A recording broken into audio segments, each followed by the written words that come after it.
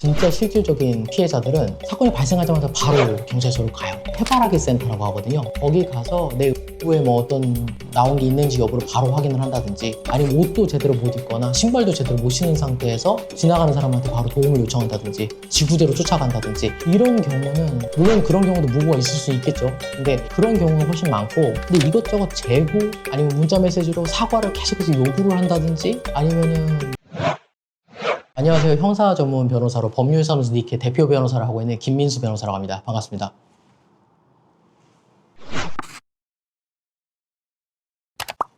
뭔가 통계적으로 얘기하기는 좀 어렵기는 한데, 최근 들어서 합의하에 성관계 하고 나서도 이렇게 고소를 하는 경우들이 생각보다 좀 많이 있는 것 같아요. 근데 이게 정말 의도적으로 내가 이 사람을 담궈야겠다 약간 이런 생각보다는, 그 이후에 남자의 행동이 자기가 뭔가 마음에 안 들었어, 그랬을 때 그 분노 감정이라든지 이런 거를 이런 식으로 표출하는 사람들이 되게 많이 늘어난 것 같아요. 자신이 피해를 당했다고 생각을 해서, 그러니까 자기는 무고라고 생각 안 하고 그냥 진짜 그렇게 고소하는 경우도 생각보다 많은 것 같아요. 피해망상도 있고, 그 다음에 실제로 합의하에 성관계를 했어요, 우리가. 그런데 나중 가보니까 이 남자는 여자친구도 있고 다른 여자랑도 또 다음날 또 성관계를 하고 있는 모습들을 확인을 했어. 그러면 분명히 전날을 합의하에 했던 거니까 그걸로 고소하면 안 되잖아요. 그런데도 불구하고 너가 나를 갖고 놀았다 라고 하면서 그 분노 감정 때문에 고소를 하는 경우들은 생각보다 되게 많이 생기고 있어요. 원래 옛날에는 의심을 되게 많이 했어요. 그래서 변호인들이 지연된 고소 동기 혹은 지연된 고소 이유 뭐 이런 식으로 해서 목차를 따로 잡아서 그 내용을 막 써줬었어요. 그러니까 이 여성분이 사건이 발생했으면 바로 경찰에 신고를 했었어야 되는데 이상하다라는 식으로 얘기를 했었는데, 지금은 성인지 감수성이다, 뭐 피해자다움을 강요하지 마라 이런 판례들이 나오면서 대부분의 피해자들이 뭐라고 변명을 하냐면, 사건이 발생하고 나는 이런 일이 나한테 발생했다는 거에 너무 충격을 받아서 한동안 아무것도 못했다. 그게 아니라고 한다면은 뭐 그냥 없던 일로 하고 싶어서 그냥 참고 있었는데 도저히 못 참아서 이제서야 한다, 이런 변명을 해요. 그러니까 옛날에는 받아들여지기 좀 어려웠었던 변명인데 지금은 다 받아들여주고 있는 상황이에요. 그래서 고소 지연에 대한 동기가 요즘에는 그렇게 큰 의미는 없는 경우들이 많아요.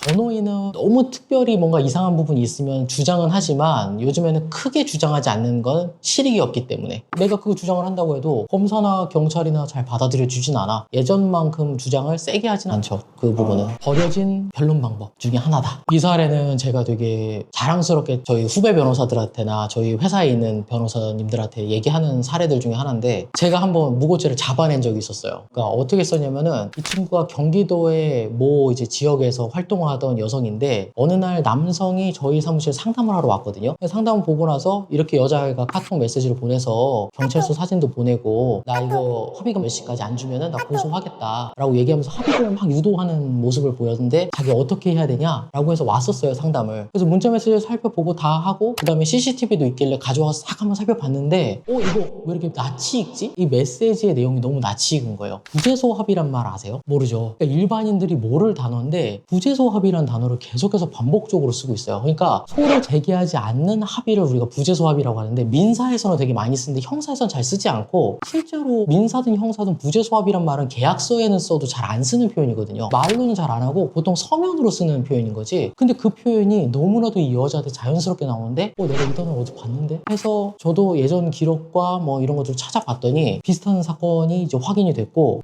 이거 봐라? 체크를 해보니까 그때 메시지 내용을 다행히 제가 다 좀 정리를 해놓은 게 있었는데, 살펴보니까 완전히 메시지 내용이 거의 유사해요. 90% 이상. 그러니까 당사자인 남자만 바뀌었던 거지. 야, 이거 문제다 라고 판단을 해서, 제가 흔히 말하는 성범죄를 좀 전문으로 한다는 변호사님들에게 혹시 이런 유사한 사례가 있는지를 제가 다 연락을 취해봤어요. 어쨌든 변호사들이 다 어느 정도 다 알고 있으니까. 그래서 여러 찾아봤더니 비슷한 사례가 있어요. 그래가지고 그 메시지를 당사자들의 동의하에 이제 다 받아봤는데 똑같아요, 메시지들이. 이거는 문제가 있다 라고 판단해서 실제로 그 사람하고 합의했던, 그 여자랑 합의했던 사람들 다 모아가지고 오히려 우리가 이제 공갈 협박으로 한번 고소를 해보자 라고 했는데, 나중에 이제 밝혀지기를 실제로 그 여자가 무고했다는지 사실이 거기서 밝혀졌고, 그 여성분은 이제 바로 이제 구속이 됐었죠. 그게 제일 어떻게 보면 자랑할 만한 사례기도 하고 특이했었던 사례기는 한 것 같아요. 피해자는 아마 훨씬 많을 것 같은데, 제가 그때 당사자로 저를 선임해가지고 진행했었던 분이 8분 계셨었어요. 내용 자체가 어떻게 되면, 이 여성분이 술자리에서 이 사람을 만나요. 좋은 와인바나 이런 곳에서 만나고, 제가 채팅 어플을 정확히 뭐라고 지칭은 못하겠는데 그게 일반인들이 다 쓰는 어플이에요. 그러니까 흔히 말하는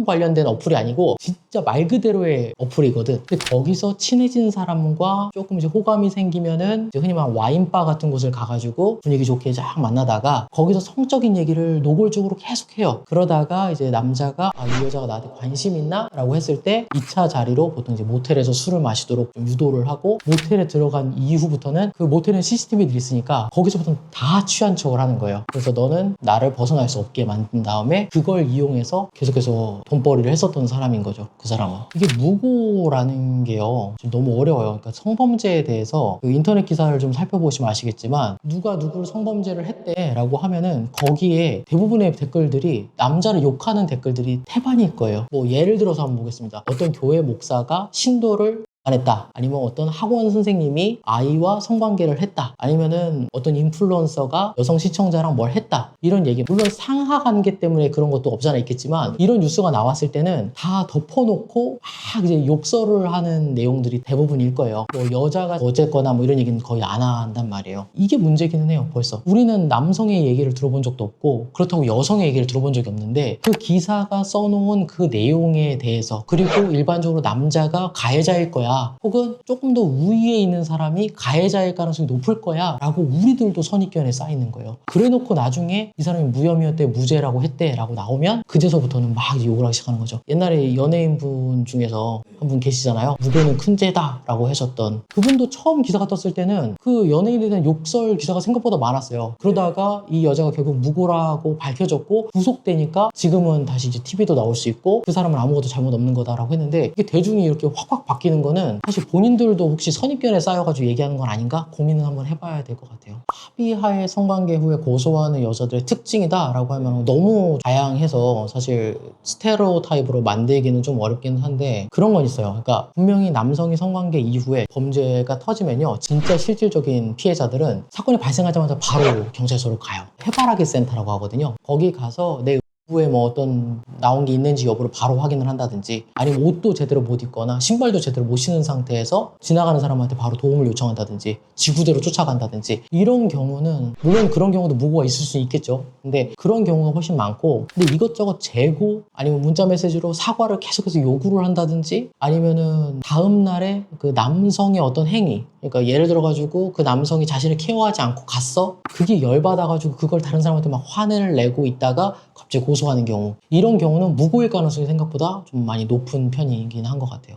저도 유튜버에서도 보기도 했고 블로그나 뭐 이런 글 보다 보면은 뭐 녹음을 해라, 녹음을 하면 안전하다라고 하는데, 제가 하나 사례 말씀드릴게요. K모라는 분이 의뢰인이었었고 실제로 이 여성과 성관계를 하기 직전서부터 녹음 파일을 켠 상태로 성관계를 했었어요. 그 과정에서 많은 사람들이 뭐 느낄지 모르겠지만 성관계 하시면서 막 대화하시고 이야기하시거나 뭐 한 게 있어요. 뭐 잘은 안 할걸요. 막 한창 하고 있는 상황에서 예를 들어서 좋아? 뭐 이렇게 그렇게 물어보지 말라고 하는데, 그런 걸 물어보는 사람도 있긴 하지만 대부분의 여성들이 대화를 막 주도적으로 이끈다거나 뭐 그렇게 하는, 보통 신음소리만 나는 경우가 태반이거든요. 근데 그 사건이 딱 그랬어요. 녹음기를 켰는데 동의에 대한 부분은 없고 그냥 이 사람이 말로 마냥 여자애가 손짓하고 다리 벌리고 뭐 이러고 있는 모습만 냈으니까 녹음은 하나도 안 돼 있을 거 아니야. 그리고 신음소리만 나왔어. 여자는 난 이거 기억 안 난다. 오히려 검사와 판사 측에서는 네가 처음부터 술 취한 여성을 강간할 목적이었는데 자신의 알리바이를 만들기 위해서 녹음을 한 게 죄질이 더 안 좋다라고 해서 일반 사건보다 형을 좀 더 높이 선고를 하려고 했었던 사안들이 있었어요. 그리고 실제로 구속이 되셔서 저희가 항소심을 맡아서 선임을 해서 진행했었던 사건인데, 근데 녹음이 만사 형통으로 그냥 다 처리할 수 있는 부분은 아니에요. 오히려 녹음했다는 게 죄질이 안 좋다라고 보는 판사님들도 계세요. 너 의도적으로 지금 녹음까지 이렇게 폈던 거지. 만약에 녹음을 하실 거면요, 대화를 하면서 구체적으로 동의 여부를 받는 대화를 하셔야 돼요. 나 진짜 해도 돼? 너 나 정말 마음에 들어? 뭐 아니면은 그러면 지금 하는 거 뭐 콘돔 끼고 할까 말까? 그러니까 뭐든 여자의 목소리가 동의하에 했다는 내용들이 담겨있지 않으면은 그냥 그 전체를 녹음했다고 해서 뭔가 되지는 잘 안 와요. 있죠. 처음부터 아예 녹음기를 켜놓고 막 들어가서 이렇게 하면 참 좋은데, 자 우리가 한번 예를 들어보자고요. 모텔 관계를 들어가는데 남성과 여성이 있으면 여성이 말하는 경우가 아마 없을걸요? 잘? 물론 자주 간 연인들이라고 하면은 들어가서 뭐 시켜 먹을까? 뭐 이런 얘기를 할 수 있겠지만 오늘 원나잇이라거나 아니면 그런 정도의 사이는 아니야. 그러면은 대부분은 여자는 남자 뒤에 숨어 있는 상태에서 졸졸졸졸 따라가고 있다가 방 안에 들어가서도 그냥 뭐 하는 경우들이 대부분이다 보니까 문제가 좀 있죠. 만약 녹음을 할 거면 샤워할 때 네가 먼저 할래? 그럼 내가 먼저 할게. 뭐 이 정도의 내용이 나온다고 하면 그거는 우리한테 유리하게 쓸 수는 있겠지만 그냥 단순히 뭐 신음과 뭐 이 정도만 담겨 있다. 여자 목소리가 잘 안 담겨 있다. 혹은 여자 목소리가 좀 취해 보인다. 그럼 오히려 제출 안 하시는 게 훨씬 더 낫습니다. 예, 그거는 이제 꼭 변호사님하고 좀 판단해 보세요. 일반인들이 이건 취했나? 라고 생각하는 수준과 법조인들이 취했나? 라고 생각하는 수준이 완전히 달라요. 이게 일단은 혀가 꼬이거나 우리가 그런 얘기 하잖아요. 그때 당시 그 사람 하나도 안 취했어요. 저랑 대화 잘했어요. 라고 하는데 아니 뭐 그냥 괜찮아요? 뭐 이런 식으로 정도만 그러니까 발음이 좀 뭉개진다라고 해도 이거를 판단하는 사람에 따라서는 이 여자 이때 취해 있었네. 블랙아웃 상태였던 거잖아. 라고 판단하시는 분명히 수사기관이나 판사님이 계세요. 그래서 그 판단, 이걸 제출할지 말지에 대한 판단도 반드시 변호인하고 상의를 받아보시고 하시는 게 좋아요. 제일 어려운 상황인데요. 그러면 성관계를 절대 하시면 안 되는 상황이긴 해요. 그러면 중간간이 거의 100% 인정이 됩니다. 남성분들한테 팁 하나만 드릴게요. 제발 아무 생각 없이 기억 안 한다는 얘기 좀 안 했으면 좋겠어요. 한번 예를 들어보면 피해자랑 가해자랑 있는데 피해자는 고소를 했다고 하면은 자신은 이러이러한 피해를 당해서 고소를 했다라고 사실관계를 얘기했을 거 아니에요. 뭐 예를 들어가지고 저는 취해서 기억이 안 나는데 아침에 일어나 보니까 팬티 벗겨져 있고 다 그렇게 돼 있더라. 난 저 남자한테 호감 하나도 없었는데 성관계 한 것 같더라. 이게 중간간 고소가 돼요. 근데 남자도 똑같이 나는 기억은 하나도 안 나는데 나도 옷 벗고 있더라. 이렇게 얘기하면 변론할 게 없어요. 그러니까 여자 진술로 그냥 인정돼서 유죄가 돼버려요. 그러니까 분명히요. 아무리 블랙아웃이라고 하더라도 대부분의 사람들이 경험이 있을 거예요. 내가 첫날은 술 깨고 나서 내가 어제 무슨 일 있었지? 그러다가 시간이 조금 들어오고 해장국도 먹고 하다 보면은 어제 맞아.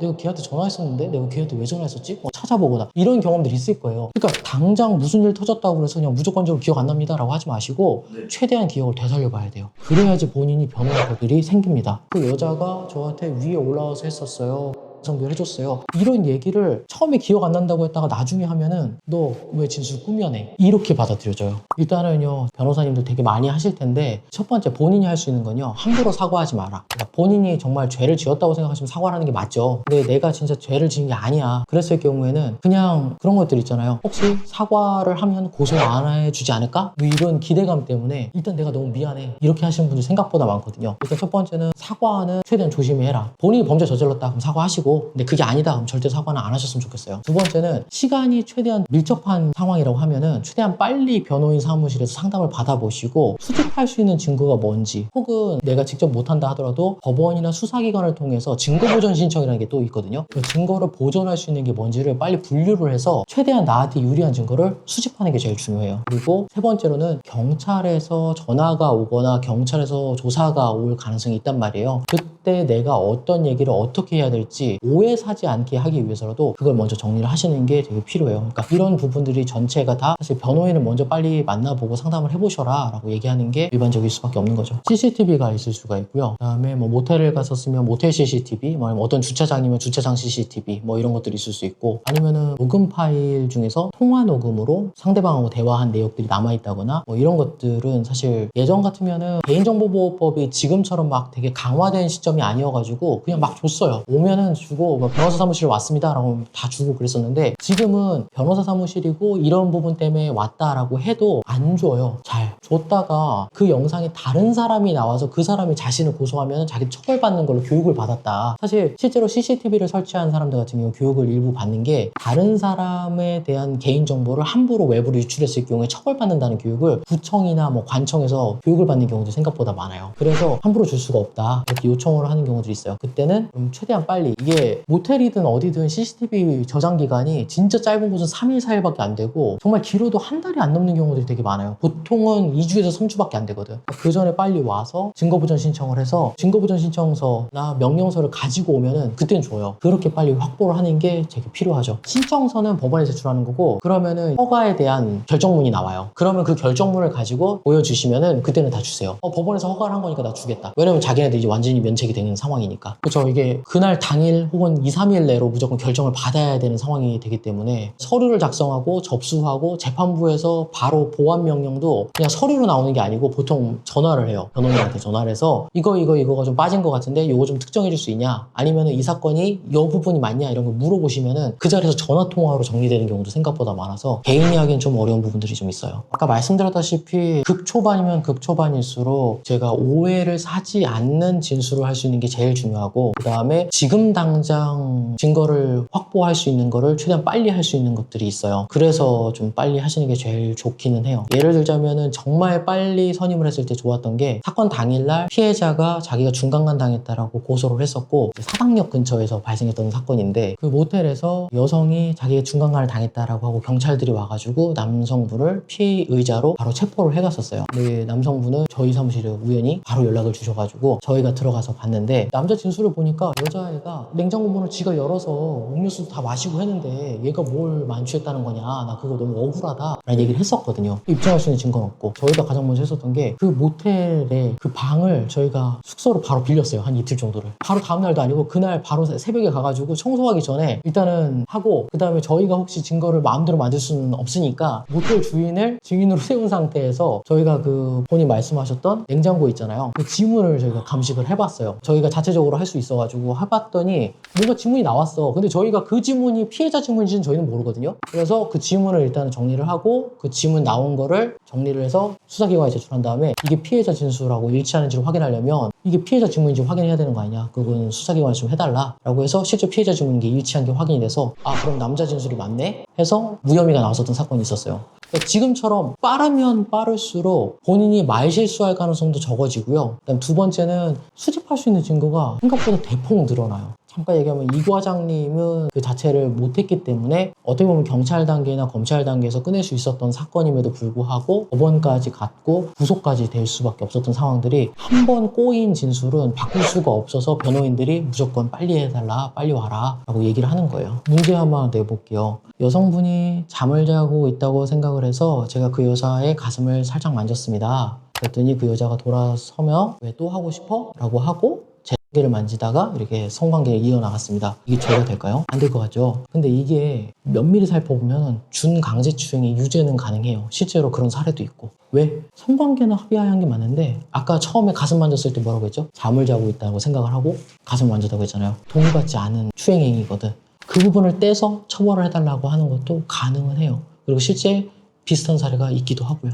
그래서 진술을 잘 정리하고 가셔라, 제발. 본인이 무슨 말 하는지 알고 가셔라 라고 말씀을 드리는 거죠. 이 연속성에 대한 문제 때문에 사실 이 사건을 제가 다퉈왔었던 사건 중에 하나예요. 저한테는 지금은 하나의 성공 사례와 실패 사례가 있는데 실패 사례 같은 경우 똑같이 진술했던 게 아니 사람이 스킨십을 하다가 성관계까지 이어나가면 그 하나를 연관성 있게 봐야 되는 거고 어느 부분은 딱 잘라서 요건 유죄고 요건 무죄고 이렇게 가면 안 되지 않냐 라고 했는데 아까 성공 사례라고 했던 재판부는 맞아 네가 말이 맞는 것 같아 라고 해서 무죄를 해주셨고요. 근데 다른 재판부 같은 경우 물론 다른 특수 사정이 좀 있긴 했었지만 그렇다 하더라도 이 부분은 중강제추행으로 보는 게 맞아라고 하고 그것만 떼서 유죄를 선고했었던 사안이 있었어요. 그러니까 사안에 따라 특수 사정에 따라서 유무죄가 달라지니까 저희가 얘기하는 건 처음부터 그렇게 오해될 만한 얘기는 처음부터 정리 좀 하고 들어갑시다 라고 말씀을 드릴 수밖에 없는 거예요. 여자친구나 장난으로 같이 여행 가가지고 전날 잠자리를 하되었다 하더라도 뭐 이렇게 해서 만지고 하시는 경우도 있을 거예요. 그러니까 그런 분들은 지금 겁을 먹긴 하겠지. 근데 그거 하나 말씀드리면요, 그건 걱정하실 필요 없는 게 그런 판례가 있어요. 그러니까 전날 성관계를 했고 다음날 아침에도 성관계를 했었던 사이인데 그 중간에 잠결에 만졌던 걸 유죄로 봐야 되냐라는 사례가 있었어요. 한번. 왜냐면 전날 성관계하고 내가 동의한 게 맞아. 그리고 깨고 나서 성관계하고도 동의한 게 맞아. 근데 내가 잠잘 때 나 만지라고 한 적 없는데? 라고 고소를 했던 여성분이 있었어요. 근데 그건 무죄가 나왔어요. 왜? 전날과 이후의 성관계를 하나의 연속성으로 봐야 되는 거고 그 중간을 갑자기 떼내서 볼 수 없다. 묵시적으로 잠재적으로나마 그 여성분이 동의하였다라고 생각을 해야 된다 라고 해서 무죄가 나왔던 사례가 있거든요. 근데 그걸 무죄를 받기 전까지 그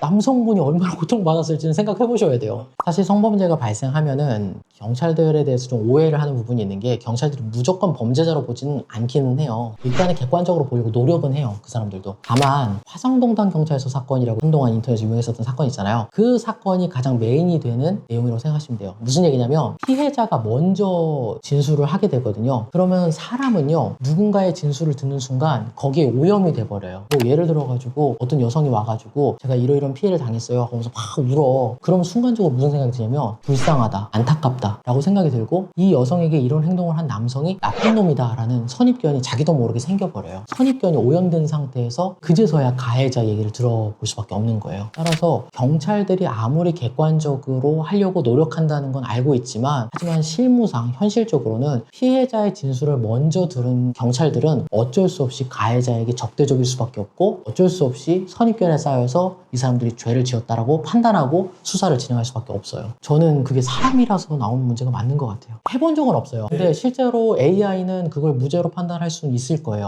왜 그러냐면 똑같은 사례에서도 유무죄가 달리는 경우들이 있어요. 대구에서 판례가 나왔었을 때 손등을 만진 거를 강제추행으로 유죄를 인정한 사례가 있었는데 서울에서는 손등을 만진 거는 성적 수치심을 느낄 만한 부위가 아니라고 해서 또 무죄가 나온 경우도 있었단 말이에요. 물론 이렇게 손등만 가지고 판단할 수는 없어요. 이 손등을 만지게 된 경위, 상황 이런 것들이 다 존재를 해서 판결이 나오는 거죠. 그러니까 AI는 그냥 손등을 만져서 유무죄냐라는 판단만을 할 뿐인 거지 그 재반 사정이나 이런 거를 고려하기가 좀 어려워서 구체적으로 판단하기는 좀 쉽지는 않을 것 같아요. 좀 이상한 얘기일 수 있는데 아무리 빅데이터가 많이 누적된다 하더라도 명확하게 증거 자료를 다 보고 빅데이터가 쌓이는 게 아니다 보니까 뭐 진술조사나 이런 게 다 보이는 건 아니고 판결문만 보는 거거든요. 빅데이터는. 그러다 보니까 아주 세세한 내용에 대해서는 확인할 수가 없어서 그런 오류가 섞인 결과들이 나올 수밖에 없다고 생각합니다. 성범죄를 안 당하려면요 다음날 아침에 여자를 케어해주라 라고 얘기를 좀 하고 싶어요. 특히 원나잇한 중간간 사건의 대부분의 남성들은 다 동일합니다. 성관계 끝나고 그 친구와 같이 해장국이라도 한번 먹었으면 아무런 문제가 안 생겼을 법한데 거의 90% 이상이 성관계가 끝나고 남자가 일단 자기 욕구가 다 풀었으니까 그냥 가요.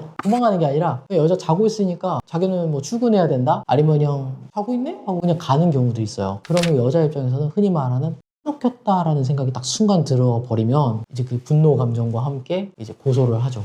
제발 성관계 끝나고 우리가 전이 후이라고 하잖아요. 제발 후이 이후에까지도 좀 신경을 써살라. 그게 진짜 중요하다라고 말씀을 좀 드리고 싶어요. 이거 진짜 어려운 것 같아요. 근데 아무리 좋은 변호사고 아무리 좋은 로펌이고 뭐 한다 하더라도 자기한테 잘 맞는 사람이 있고 아닌 사람이 있다 보니까 이거를 뭐라고 얘기할 수는 없는데 뭐 많은 변호사님들이 몇몇의 변호사님을 찾아뵙고 뭐 얘기를 해봐라 뭐 기타 등등 얘기를 하지만 그거보다 더 중요한 거는 실제로 내 사건을 어떻게 해결해 줄 건지에 대한 이야기를 좀 구체적으로 해주시는 분을 찾아야 돼요. 제가 생각했을 때는 성범죄를 진짜 전문으로 한다는 변호사님들은 많지 않아요. 왜냐면 몇 가지만 물어보면 바로 나오거든 사실. 그런데도 불구하고 다들 자기가 성범죄 전문이라고 하세요. 이유는 변호사님들은 모든 사건을 다 할 수 있는 건 사실이거든. 그러다 보니까 자기가 형사 전문이니까 뭐 난 성범죄도 할 수 있고 음주도 할 수 있고 다 할 수 있어 라고 얘기하면서 자신도 성범죄 전문이다라고 선임을 하시는데 그분들의 가장 큰 문제는 제 사건이 이러이러합니다. 어떻게 이거를 해결을 해야 되죠? 라고 물어봤을 때 그냥 피해자 진술의 일관성을 한번 깨봅시다. 아니면은 모순점을 찾아가지고 해결해 봅시다. 이 정도면 양반이야. 진짜 안 좋은 사람들 같은 경우는 이거는 나만의 노하우다. 이걸 바로 가르쳐줄 수 없다. 선임하면 가르쳐주겠다. 이렇게 하시는 분들이 있어요. 내가 전관 출신이야. 아니면 내가 우리 회사가 이러는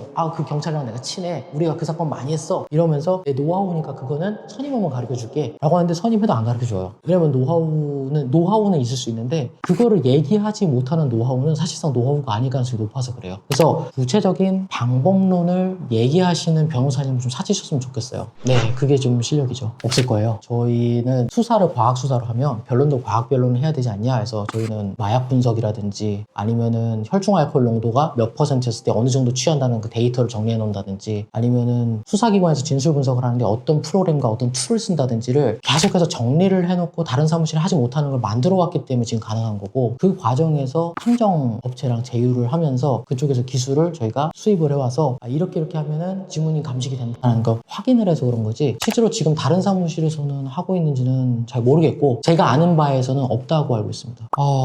진짜 안타까운 것 같아요. 이제 무고를 밝히는 과정에서도 본인이 받을 고통도 너무 힘드실 거고 그 다음에 나를 무고로 고소한 그 여성에 여성에 대해서 억울한 심정과 분노 감정도 많이 느껴질 것 같은데 좀 용기 안 잃었으면 좋겠다. 그리고 끝까지 좀 싸웠으면 좋겠다라는 얘기를 좀 하고 싶어요. 저희 사무실에 이 과장님이 있는 것처럼 정말 끝까지 싸우다 보면 결국에 진실이 밝혀지는 경우들이 생각보다 많이 있거든요. 그냥 덮어놓고 모든 사실관계가 다 밝혀질 거야. 경찰한테 내가 솔직하게 얘기했으니까 다 밝혀질 거야. 이거는 손 놓은 거고, 그게 아니라 정말 내가 적극적으로 찾아보고 공부하고 뭔가 자료를 만들어서 내 변론을 완성시킬 수 있을 때 결국에는 진실이 밝혀지고 무혐의나 무죄가 나오기 때문에 꼭 그렇게 하셨으면 좋겠어요. 용기 잃지 않으셨으면 좋겠다, 이 얘기를 꼭 하고 싶어요. 우리가 피해자들한테 그래요. 당신의 잘못이 아닙니다 라고 얘기를 많이 하잖아요. 누구도 마찬가지예요. 당신 잘못이 아니에요. 그날 그 여성과 잠자리를 했다는 게 당신 잘못이 아니에요. 제발 본인 잘못이라고 생각하지 마시고 천천히 준비를 하셨으면 좋겠어요. 제대로.